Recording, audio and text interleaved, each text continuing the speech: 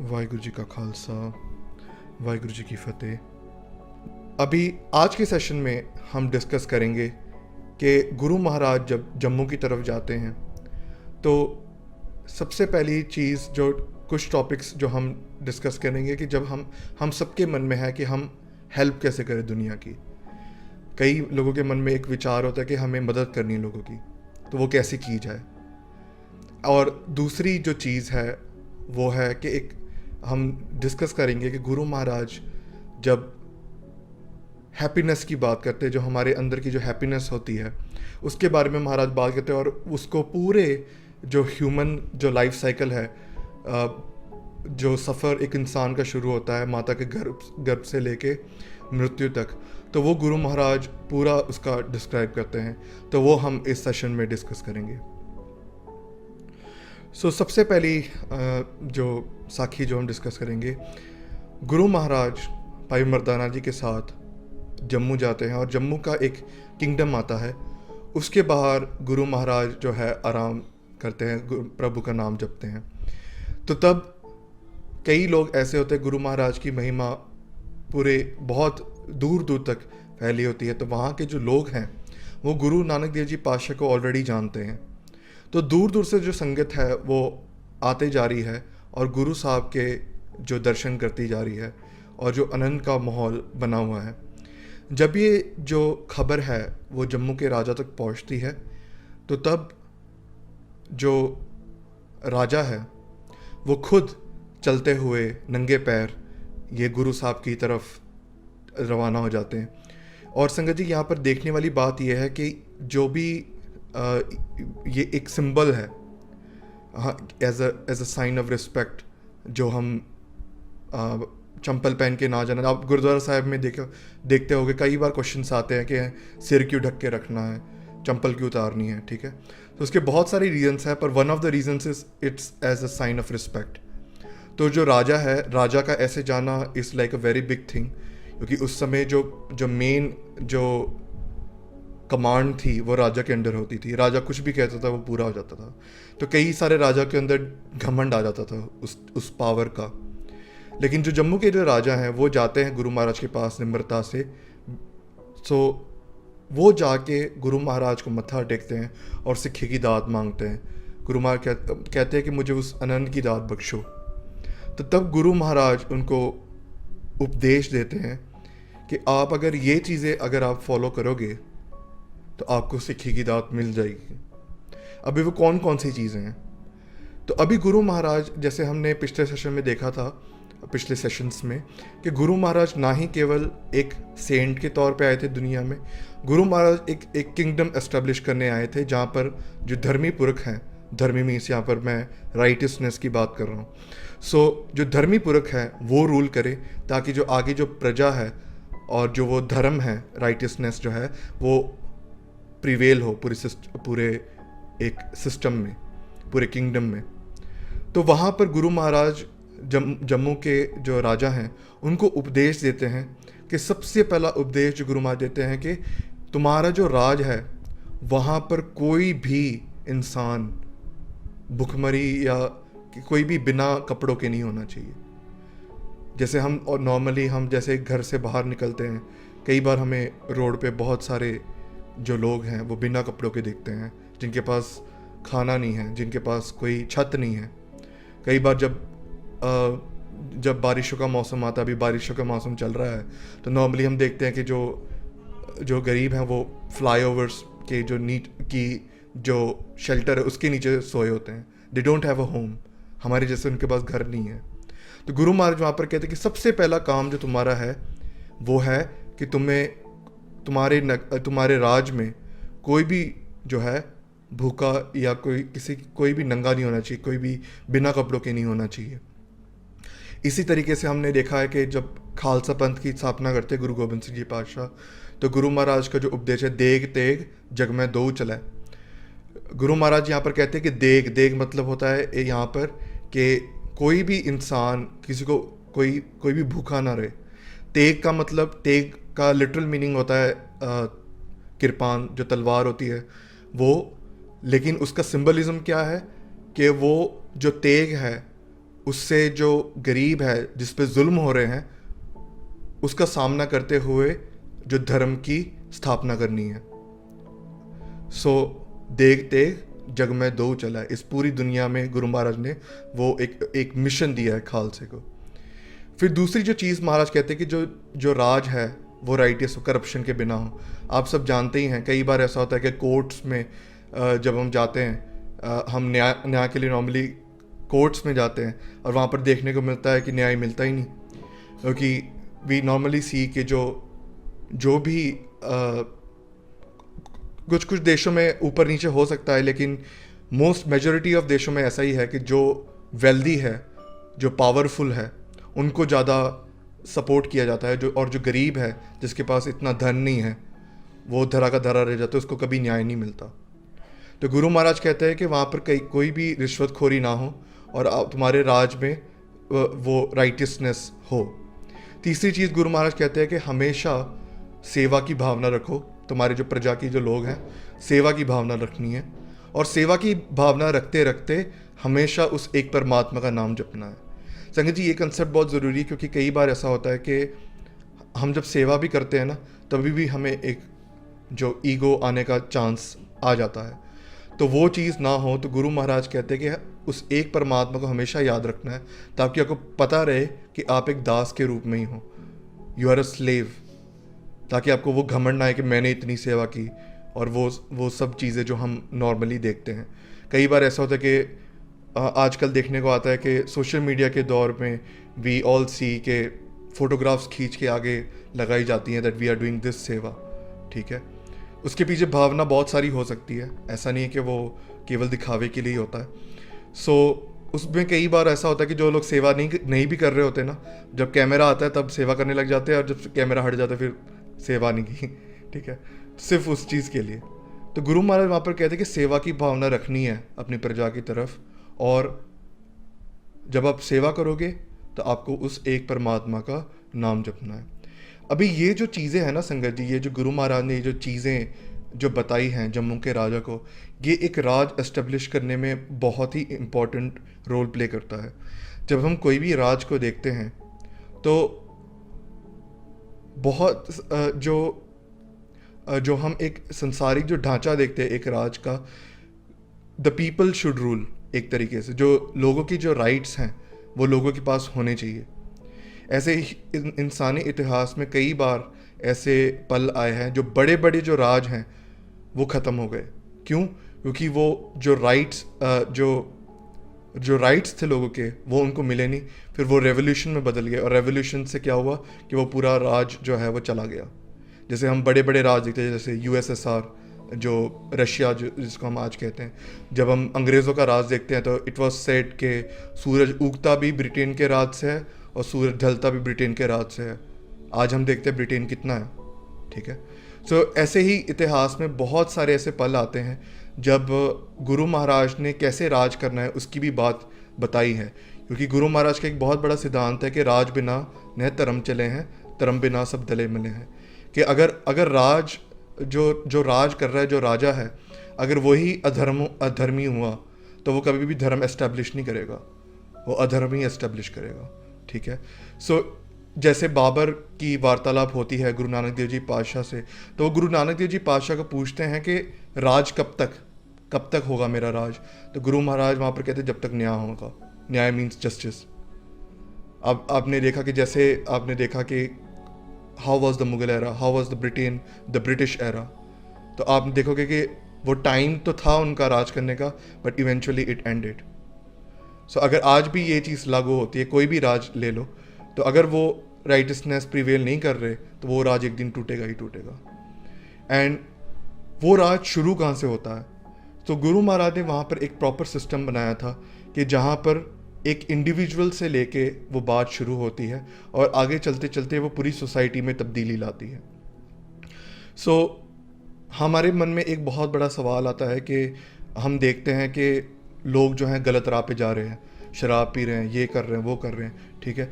हम देखते हैं कि उनको कैसे भगवान की तरफ जोड़ा जाए, लेकिन जब हम ये विचार कर रहे होते हैं तब कभी भी हम अपने आप को नहीं देखते, हम अपने आप को कटघरे में खड़े नहीं करते। हो क्या रहा है संगत जी कि हम खुद ही वो चीज़ फॉलो नहीं कर रहे। जब हम खुद वो चीज़ फॉलो करते हैं, लोग देखते हैं और लोग जुड़ते हैं उस चीज़ से। हम भाषण तो दे रहे हैं, हम सेशंस भी ले रहे हैं, लेकिन अगर हमने अपने अंदर वो चीज़ें धारण नहीं की तो उस चीज़ का इन्फ्लुएंस नहीं आएगा लोगों में, वो चीज़ नहीं आएगी। अभी जब किरदार की बात करें तो सिंघो का किरदार इतना ऊंचा था कि जो महाराजा रंजीत सिंह के राज से पहले लाहौर का जो लाहौर का शहर था, इट वाज इन्वेडेड। ठीक है, सिंघों का राज था कुछ टाइम के लिए, and then Afghanis came and ruled over there. तो अब्दाली जब वहाँ से जाने वाले थे वापस अफ़गानिस्तान, तो वहाँ पर वो लाहौर के लोगों को पूछते हैं, एक राय लेते हैं कि अब मैं यहाँ से जा रहा हूँ तो किसको राज दिया जाए, क्योंकि अब ये जो लाहौर जो है सिटी वो स्टेटलेस हो जाएगा, मतलब उसके कोई मतलब ऐसे कोई रूल नहीं कर रहा उसके ऊपर, तो किसको दिया जाए। तो तब जो लोग हैं, भले वो कोई भी रिलीजन से बिलोंग करते हो, उन्होंने कहा था कि सिखों को लाया जाए। जो लहंगा सिंह जो हैं उस समय के जो जत्थे के जो हेड थे, उनको बुलाया गया था कि आप आओ और हमारे ऊपर राज करो। ठीक है, वो क्यों आया था? क्योंकि किरदार ऊंचे थे। लोग सीट के लिए नहीं मरते थे कि भाई लोग मरवा दिए और गद्दी पे बैठ गए, नहीं, वैसा किरदार नहीं था। लोग सिंह जो थे जंगलों में रहते थे, जो पर स्त्री होती है उसको माँ बहन की नज़र से देखते थे, जो दुश्मन थे उनको भी लंगर छकाते थे। वो किरदार बहुत ऊंचा था उनका, लेकिन आज हमारा वो किरदार नहीं है, तो वो चीज़ बहुत मैटर करती है। तो इसलिए गुरु गोबिंद सिंह जी पातशाह ने एक छोटा सा उदाहरण लें कि इंडिविजुअल से हम हाउ कैन वी हेल्प। सो गुरु गोबिंद सिंह जी पातशाह ने एक हुक्म किया था सिखों को कि आप सबको अपने घर पे लंगर तैयार रखना है, अगर कोई भी भूखा आए कहीं से भी, क्योंकि बहुत लोग ऐसे जो हैं, पुराने ज़माने में ज़्यादा था ऐसा कि जब लोग ट्रैवल करते थे बहुत ज़्यादा, ठीक है, सो ट्रैवलर्स जब आते उनके पास कोई ठिकाना नहीं होता रुकने के लिए। तो गुरु महाराज ने हमेशा कहा है कि जो भी ऐसे जो फॉरेनर्स होते हैं, फॉरेनर्स मतलब मैं उनकी बात लिटरल सेंस में नहीं कह रहा, जो ट्रैवलर्स होते हैं और जो लोड वन हैं, उनकी हमेशा सेवा करने के लिए तैयार रहना है। सो गुरु महाराज ने कहा कि हर एक सिख को अपने घर के अंदर लंगर हमेशा ही तैयार रखना। सो जब गुरु महाराज ने ये चीज़ कही तो गुरु महाराज परीक्षा लेने के लिए आगे बढ़े। अभी गुरु महाराज ने अपना जो भेष था, गुरु गोबिंद सिंह जी पातशाह ने एक ट्रैवलर के रूप में अपना जो भेष धारण किया, और वो अमृत वेले जो रात का जो समय होता है, रात और सुबह के बीच वाला समय, वहाँ पर वो गए और वो खटखटाने लग गए दरवाज़ा। तो पहले जो सिख थे उन्होंने खोला, उन्होंने बताया कि मुझे आगे बढ़ना है, मैं ट्रैवलर हूँ, बहुत दूर से आया हूँ, मुझे आगे बहुत लंबा सफ़र तय करना है, तो मुझे भूख लगी है। तो सिंह बोलते हैं अभी सुबह हुई, मतलब सुबह भी नहीं हुई, अभी हम पाठ करेंगे, आराम से बनाएंगे एंड आपको सुबह ही मिलेगा लंगर। फिर गुरु महाराज से 2-3 सिखों के घर जाते हैं और and it was the same response. आगे चलते हुए वो भाई नंदलाल जी के घर जाते गुरु महाराज। जैसे ही भाई नंदलाल जी दरवाज़ा खोलते हैं, वो उस ट्रैवलर को देख के, उनको पता नहीं है कि वो गुरु साहब हैं, वो उनको अंदर बुलाते हैं, उनको बिठाते हैं और बिठा के वो कहते हैं कि अभी मैंने जो खाना है वो भी पक रहा है, आप वो जब तक पके आप ये फल खा लो, लेकिन जब जैसे ही खाना बनता है मैं आपको जल्द से लेके आता हूँ। तो वहाँ पर वो खाते हैं, शकते हैं, बहुत खातिरदारी करते हैं भाई नंदलाल जी। और फिर बाद में अगले दिन जब दरबार होता है गुरु गोबिंद सिंह जी पातशाह का, गुरु गोबिंद सिंह जी महाराज वहाँ पर भाई नंदलाल जी को अप्रिशिएट करते हैं, गुरु महाराज उनको आशीर्वाद देते हैं, और तब संगत के सामने गुरु महाराज कहते हैं कि वो जो ट्रैवलर और कोई नहीं, मैं खुद था।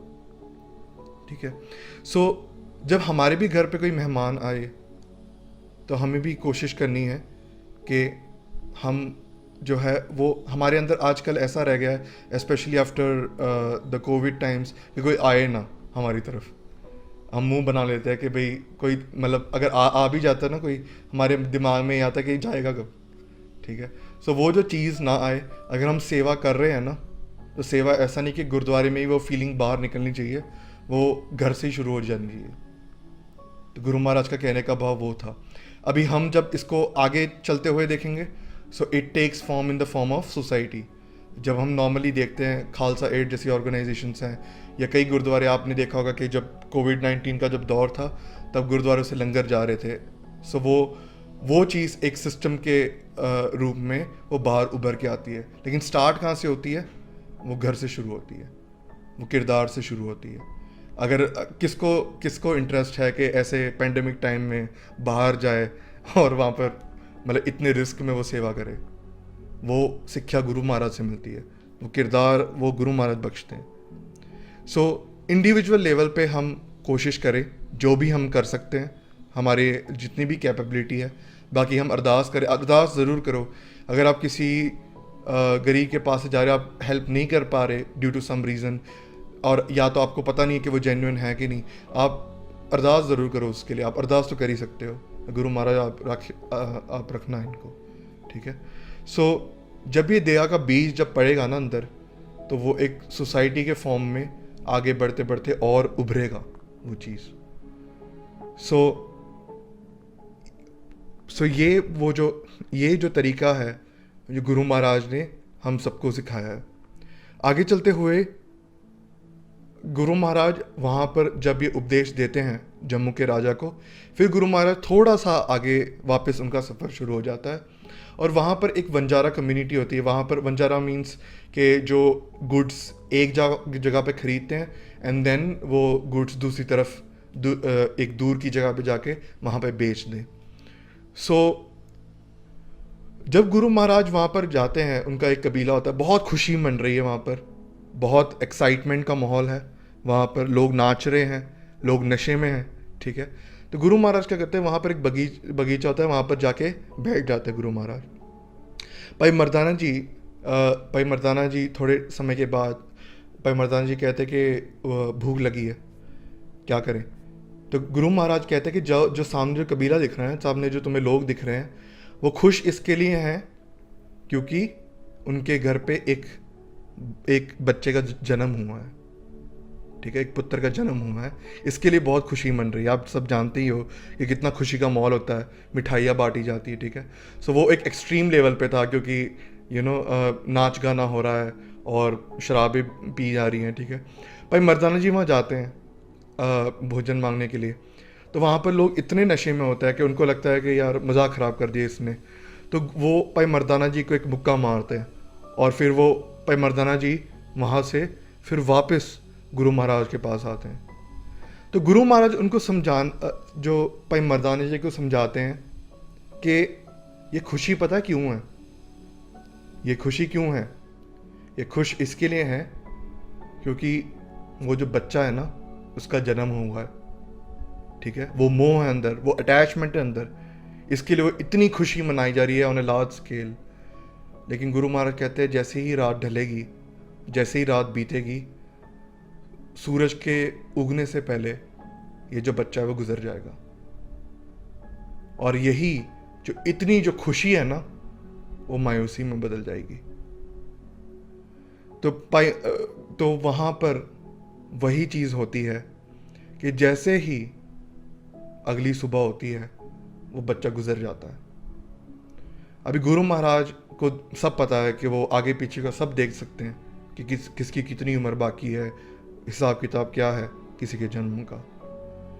तो वही जो लोग कल जो खुशी बना रहे थे, जो एंजॉय कर रहे थे, वही जो खुशी है वो अब मायूसी में बदल गई.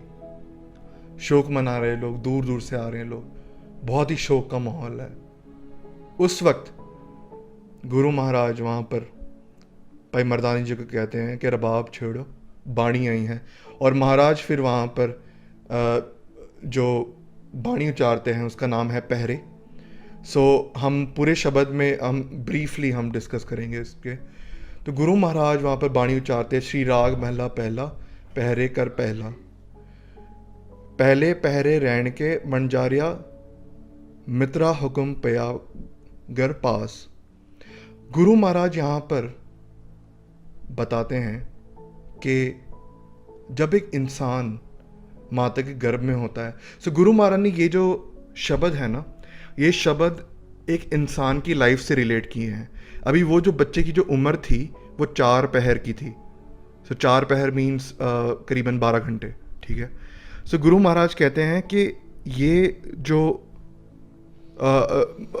सफ़र था उस बच्चे का वो सिर्फ 4 पहर का था। तो गुरु महाराज फिर 4 पहर की बाणी उच्चारते कि एक इंसान की ज़िंदगी के भी 4 पहरे हैं। तो वो कौन से पहरे, वो हम विचारते हैं। तो गुरु महाराज कहते हैं कि पहले पहरे रहने के वंजारिया मित्रा हुक्म पया कर पास।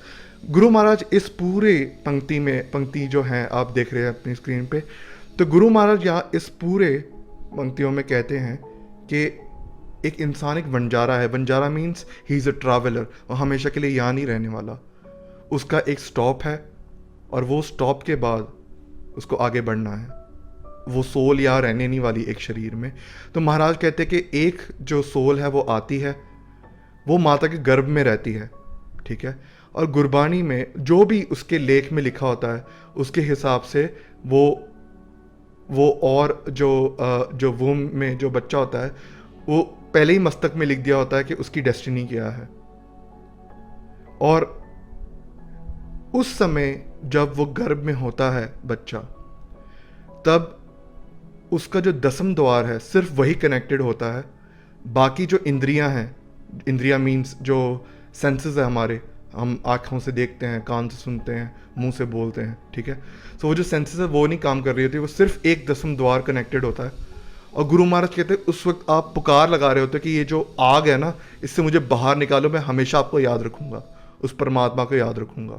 क्योंकि आप बताइए कि माता के गर्भ में बहुत सारी चीज़ें हो रही होती हैं, बहुत प्रोसेसेस चल रहे होते हैं। तो वो जो सोल है, वो जो आत्मा है, वो पुकार लगा रही होती है भगवान को जब वो माता के गर्भ में होती है कि क्योंकि उनका 10वां द्वार कनेक्टेड होता है और बाकी सब इंद्रियां बंद हैं। वो कहते हैं कि आप मुझे एक मौका दो बाहर निकलने का, मुझे यहाँ से बाहर निकालो, मैं हमेशा आपका नाम जपूंगा। तो वो आत्मा की जो लिव है वो भगवान में जुड़ी रहती है। सो गुरु महाराज कहते हैं कि जब वो चीज़ आती है तो कहो नानक, जैसे लास्ट पंक्ति में गुरु महाराज कह रहे, कहो नानक प्राणी पहले पहरे हुक्म पया कर पास। महाराज कहते हैं उस भगवान का हुक्म होता है और तुम्हारी जो आत्मा है वो गर्भ में आती है। और गर्भ में क्या होता है वो हमने डिस्कस किया कि वो लिव जुड़ी होती है उसकी भगवान के से, कि जब मैं बाहर आऊँगा तो आपका नाम जपूंगा। दूसरा पहर गुरु महाराज कहते दूजे पहरे रहन के वंजारिया मित्रा विसर गया ध्यान। महाराज कहते जैसे ही वो बच्चा बाहर आता है दुनिया में, उसके 5 सेंसेस खुल जाते हैं, ठीक है। वो देख पाता है दुनिया को, वो सुन पाता है सब चीज़ें। तो उस चीज़ में क्या होता है, विसर गया ध्यान। वो जो भगवान को जो प्रॉमिस करके आया था कि आप मुझे एक बार इस आग से बाहर निकालो, मैं आपका नाम जपूंगा, वो भूल जाते हैं, ठीक है। सो बहुत लाड़ प्यार होता है। जो माता होती है वो बहुत लाड़ करती है बच्चों से। वो कहती कि मेरा बेटा है, मेरा बेटा है, ठीक है। सो लेकिन उस वक्त उस बच्चे के दिमाग में वो चीज़ नहीं आती कि जो भी ये जो चीज़ें जो अभी बोली जा रही हैं ये अंत तक नहीं रहने वाली, ठीक है। वो जो गुरु महाराज का वो जो ज्ञान है वो नहीं रहता। हम उस एक परमात्मा को हम अपने मन में नहीं वसाते, और इसी तरीके से हमारा जो दूसरा पहर है वो भी निकल जाता है। कहो नानक प्राणी दूजे पहरे विसर गया ध्यान। फिर तीसरा पहर आता है हमारे यूथ का। यूथ का गुरु महाराज कहते हैं तीजे पहरे रहन के वंजारिया मित्रा तन जोबन स्योचित जो स्योचित। अभी जो तीसरा पहर है ना, उसमें यूथ जो है वो कौन कौन सी चीज़ें होती है यूथ में। अभी आप देखते होगे कि जो जवानी है ना, बहुत सारी चेंजेस होते हैं हमारी बॉडी में, ठीक है। बॉडी के तौर पे हम मैच्योर हो रहे होते हैं, टीनेज के बहुत सारी चीज़ें आ रही होती हैं। वी वांट टू बी, हमें कोई पार्टनर चाहिए होता है, हमारे अंदर लस्ट इतना होता है, हम नई नई दुनिया में एंटर हुए होते हैं तो हमें बहुत सारी चीज़ें एक्सप्लोर करने का मन करता है। फिर हमको धन कमाना है, ठीक है। सो वो जो सब जो चीज़ें हैं ना वो यूथ में आती। गुरु महाराज कहते हैं जो तीसरा पहर है ना वो है इंसान का जब वो जवानी में जाता है। और एक जवानी ऐसी चीज़ है जो हमेशा लोग याद रखते हैं। जो बच्चा है वो सोचता है मैं जवान कब होऊंगा, और जो बुज़ुर्ग होते हैं वो सोचते हैं हमारी जवानी कितनी प्यारी थी, ठीक है। सो गुरु महाराज कहते हैं कि हर का नाम न चेत ही वंजारिया मित्रा बदा छुटे जित। महाराज कहते हैं कि तुम्हें जवानी मिली उस भगवान को याद करने के लिए, लेकिन तुमने अपने आप को इस बंधन में बांध लिया। ये जो वेल्थ की, ये जो जवानी की जो हम अकड़ दिखाते हैं ना, हमारी जो ब्यूटी की, ठीक है, सो वो सब हम उसी में रह गए, हमने भगवान का नाम नहीं जपा। इसी तरीके से हम जब जवानी में आगे बढ़ते हैं, एक तरीके से हम देख लें कि ये एक उम्र एक ऐसी उम्र होती है कि जो मर्यादा है ना संगत जी, जो गुरु महाराज ने जो मर्यादा सेट की है, वो एक जो दरिया होता है ना, एक नदी होती है, उसके बाहर जो बाउंड्रीज होती है ना, वो होती है मर्यादा, कि इसके बाहर आपको नहीं जाना। वो एक रेड लाइट की तरीके से है। लेकिन जो जवानी है उसमें इतना प्रभाव होता है हम में माया का कि एक तरीके से आप ऐसा ले लो कि उस नदी में बाढ़ आ जाती है, वो सब किनारे तोड़ देती है, सब मर्यादा तोड़ देती है, and we often fall in the vices. हम नॉर्मली डूब जाते हैं उस चीज़ में। फिर महाराज कहते हैं कि तुमने ये जो उम्र थी अच्छे कर्म कमाने की, तुमने अच्छे कर्म नहीं कमाए, और ऐसे तुम्हारा जो तीसरा पहर है वो निकल गया। कहो नानक तीजे पहरे प्राणी, तन जो बन स्यों चित्त। चौथा पहर गुरु महाराज कहते हैं कि मौत का आगमन, जो बुलावे आते हैं ना। अभी महाराज कहते हैं चौथे पहरे रण के वन जा रहा मित्रा, लावी आया खेत। महाराज यहाँ पर कहते हैं कि जैसे फसल उग जाती है ना पूरी, तो अभी उसको क्या वहाँ रखते हैं, कोई किसान रखते हैं वहाँ पर? नहीं, उसको फिर काटने आते हैं फिर। तो वैसे ही संगत जी, हमारे जो उम्र है, जब वो समा आता है जो हमारे लेख में लिखा है, तब जो जमदूत हैं वो आते हैं हमारी जो आत्मा है वो इस बॉडी से निकालने के लिए। महाराज कहते हैं जा जम पकड़ चलाया वंजारिया, मित्रा किसे ना मिलिया पेत। महाराज इस पूरी पंक्ति में समझा रहे हैं कि जब वो मौत आती है ना, तब इंसान वही कर रहा होता है जो उसको इच्छा, जो पूरी ज़िंदगी में उसकी इच्छाएं होती है ना, वो वही पूरा करता रह जाता है। लेकिन जब मौत आती है ना, वो ऐसा नहीं है कि किसी को छोड़ती है, नहीं आती, ऐसा कभी नहीं होगा कि मौत किसी को छोड़ देगी। वो मौत आती है, ठीक है, और वो सीधा हमारे केस पकड़ के लेके जाती है सीधा। उस वक्त कोई भी रोना धोना नहीं चलता कि यार मुझे ये समा मिला था नाम जपने का, मैंने नहीं जपा। नहीं, नो एक्सक्यूजेस। वहाँ पर आपको ले जाया जाता है, और जो एक इंसान है उसके 4 पहर ऐसे ही बीत जाते हैं। महाराज कहते कहो नानक प्राणी चौथे पहरे, लावी लुणिया खेत। महाराज कहते अब जो आखिरी जो पहर था ना, वो अब ख़त्म हो चुका है। जो इंसान की जो उम्र है वो ख़त्म हो चुकी है। अब जो खेत जो काटने आए थे, वो खेत काट के ले गए। कोई भी नहीं बचा इस चीज़ से, कोई भी नहीं। भगत कबीर जी एक बार भक्ति कर रहे होते हैं, तो उनके पास 2 जमदूत आते हैं, मत्था टेकते हैं। अभी भगत हैं बहुत बड़े, बहुत उनकी जो परमात्मा से लिव जुड़ी है, तो भगत की पूरी सृष्टि में जय जयकार होती है। तो भगत कबीर जी उनको बोलते हैं कि आप देखो, वो पूछते हैं उनको कि आप क्यों आए हो यहाँ पर। तो वो जमदूत कहते हैं कि हम पास में से ना एक जीव को लेने आए हैं।